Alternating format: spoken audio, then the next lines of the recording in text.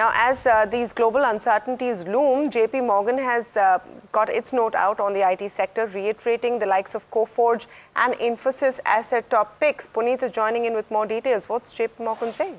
Well, it's a very interesting note, but with a very big bearish tone, so as to say, for the IT sector, and that's the key aspect. They've made two rating changes as well. Very interesting though. They've downgraded HCLTech in this particular report.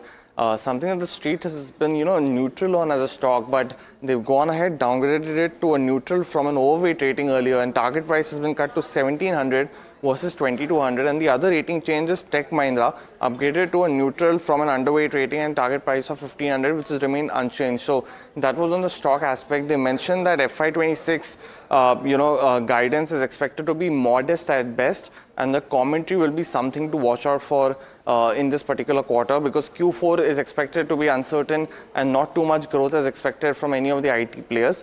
The other key point that they mentioned is that they're in a base case scenario, they're expecting no growth acceleration. So it's a very bearish tone to this particular sector that JP Morgan has. Apart from that, they mentioned that they're moderating their FY26 and 27 revenue just to by 3 to 5% in tier 1, as well as 2 to 10% for the tier 2 IT players. And as you rightly mentioned, the top picks remain Coforge, Infosys, Tech Mahindra, LTMindtree, as well as KPI Tech. But on the avoid side, there are the large caps, TCS, Wipro, HCLTech, as well as Tata Tech and Tata Elxsi, the two mid-cap players. So overall, a bearish note and, big downgrade coming in on HCLTech. Okay, Puneet, thanks for bringing this to us. And remember, they've just cut prices across the board, and HCLTech is the downgrade there. The sector, Mayuresh, has eroded 22% from the December highs. Now, is it baking in the negatives, or is there far too much uncertainty for somebody to bet on IT right now? I think a large part of the uncertainties are baked in the price as we speak, Neeraj. But I think a couple of things that the street probably needs more confirmation on. I think our discretionary spending patterns are really coming off. And if they are coming off, what happens to orders? What happens to the margin related to the orders, on which assumptions for 27-28 growth dynamics have been penciled in terms of dollar revenues and constant currency revenues as well for a large part of the IT company pool.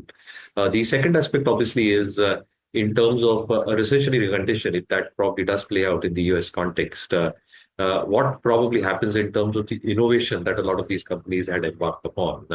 And therefore, I think the bench strength that one really talks about, the expectations in terms of outsourcing costs, as an example as well, what probably happens to all these perspectives. I think that is something that the street is really unsure about at this juncture. And therefore, I think globally, as we see a lot of IT stocks that we are tracking across markets, they are mirroring in the same sentiments in terms of what can or cannot come through. And therefore, this uncertainty is something which might be a drag on these companies going forward as well. So I think clearly Q4 numbers, management commentaries is something that will be keenly watched out for, both from a macro perspective as well as from an individual company perspective. How are they expecting to position their respective companies in all these uncertainties that come around? So I think it's a wait and watch, frankly. And across global IT companies, Neeraj, I think we have adopted the stance to probably just wait and watch and see what transpires over the next few weeks.